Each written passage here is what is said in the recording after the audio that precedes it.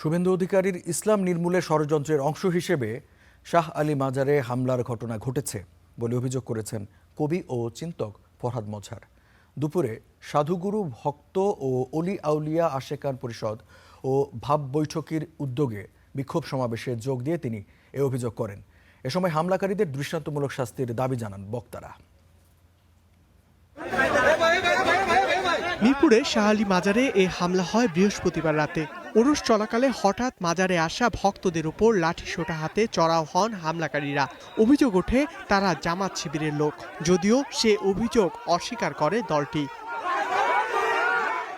এ ঘটনায় 9 জনের নামসহ জামাত ইসলামীর অজ্ঞাত 100 থেকে 150 সদস্যকে আসামি করে শনিবার মামলা করে রেশমি বেগম নামে এক ভক্ত। পরে 3 জনকে গ্রেফতার করে পুলিশ। কথা শোনা যাচ্ছে একটি রাজনৈতিক দলের সংশ্লিষ্টর কথা শোনা যাচ্ছে, কিন্তু আমরা এটা নিশ্চিত হতে পারিনি যে সেই রাজনৈতিক সংগঠনের কোন পর্যায়ে তারা নেতা বা কোনো সংগঠনে তাদের নাম আছে কিনা এটি আমরা এখন নিশ্চিত হতে পারিনি। হামলার ঘটনায় রোববার দুপুরে মাজার প্রাঙ্গণে সাধুগুরু ভক্ত ও অলিয়া আউলিয়া আশেকান পরিষদ এবং ভাব বৈঠকির উদ্যোগে বিক্ষোভ সমাবেশে যোগ দেন রাজনীতিবিদ ও বিশিষ্টজনেরা। প্রতি বৃহস্পতিবারে শত শত শিল্পীরা ছোট ছোট গ্রুপে গান করে, ওখানে অনেক নতুন শিল্পী তৈরি হয়। যদি আপনারা নজর না দেন তাহলে অতীতের সরকারগুলো যে অবস্থা হয়েছে তাদেরকে বাংলাদেশের জনগণ যেভাবে বিতাড়িত করেছে আপনাদেরকে ঠিক সেইভাবে বিতাড়িত করবে। হামলা চালিয়ে কোনো মাদক বিরোধী অভিযান সফল হয় না বলে মন্তব্য করেন এবি পার্টির চেয়ারম্যান। হামলার ঘটনায় বিরোধী দলের নীরবতা নিয়েও প্রশ্ন তুলেন এনসিপি নেতা সারোয়ার তুষার।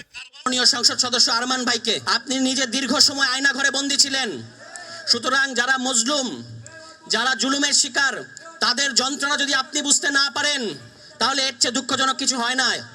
আজকে 4 দিন হয়ে গেছে হামলা হয়েছে, আপনার উচিত ছিল এখানে আসা। আমরা সবাই মাদক বিরোধী অভিযানে যাব। চলেন, অভিযানটা শুরু হবে সচিবালয় থেকে, অভিযানটা শুরু হবে জাতীয় সংসদ থেকে। আমরা জানি ওখানে কারা মাদকাসক্ত। এদিকে এমন ঘটনায় পশ্চিমবঙ্গ সরকারের ষড়যন্ত্রের ইঙ্গিত বিশিষ্ট চিন্তক ফরহাদ মজহারের। এ সময় মাজার ইজারা ব্যবস্থা বন্ধেরও দাবি তুলেন তিনি। আপনারা যারা মাজার ভাঙছেন, আপনারা শুভেন্দু অধিকারীর নির্দেশে মাজার ভেঙেছেন। হিন্দুত্ববাদীদের আধিপত্য, তারা মসজিদ ভাঙছে। এই রাজনীতির পক্ষে দয়া করে এই মাজার আঘাত করে এটাকে ত্বরান্বিত করবেন না।